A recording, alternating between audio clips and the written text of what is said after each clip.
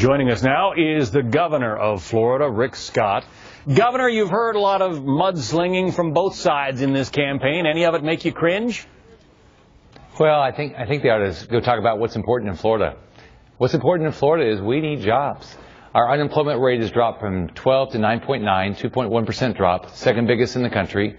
Florida companies have added 141,000 jobs, but we have 900,000 people out of work. We need somebody in Washington that thinks like we do. Reduce taxes, reduce spending. Don't have all these regulations that are just killing jobs. That's what we need in Washington. And that's when people go to the polls today, and I think the people have voted, I think almost 700,000 votes earlier than today.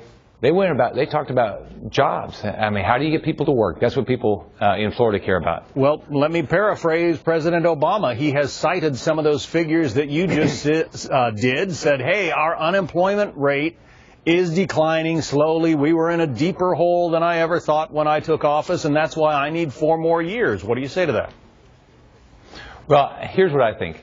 We've got to do in D.C. what we've done in Florida. We've reduced taxes. We've reduced property taxes. We've reduced business taxes. We need to do the same thing in Washington. You can't have the second highest corporate tax rates in the world and expect people to flock to America to do business. You can't have trillion-dollar deficits. We balance our budget. We're paying down our debt. That's what the federal government needs to do. We can't have regulation that's killing jobs. That's what they need to do in Washington. So the next president is to say, I like private business. I believe in the American dream. I believe in capitalism. Because you know what? That's where the jobs get created.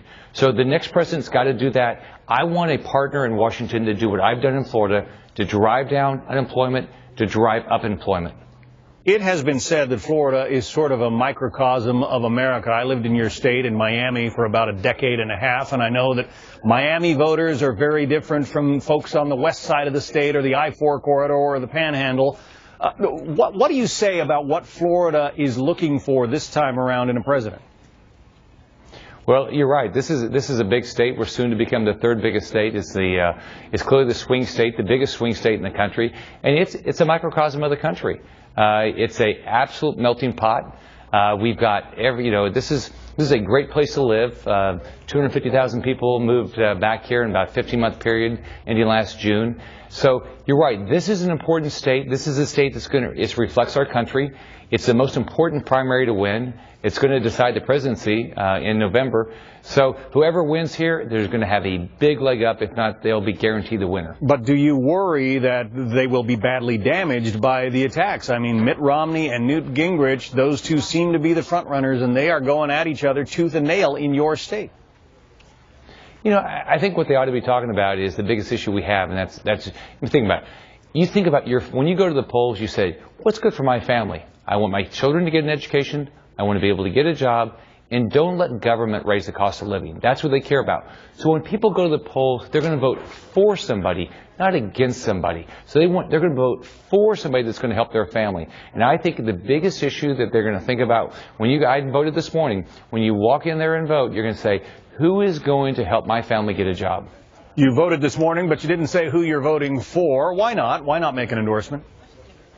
I think, I want to leave it to the voters of Florida. I think they're going to make a good decision. I think the voters of Florida will ultimately decide who the presidency is. And I think the right thing is to let them make a decision. How's the weather in Florida today, Governor? It is outstanding. I had a feeling you'd say that. Today. In my State of the State address, I said the weather here is the temperature is twice as high as New York, and the taxes are half they are in New York per capita. So I said everybody should come on down. And that's what they should do. Come to Florida. We have great weather, beaches, no personal income tax, right to work. We are the best place in the country and the world to do business. All right. We'll bring the show down there for the next that sounded like month. an official invitation. That sounds great. Governor Rick Scott. Absolutely. Thank you. If the governor invites you, how do you say no?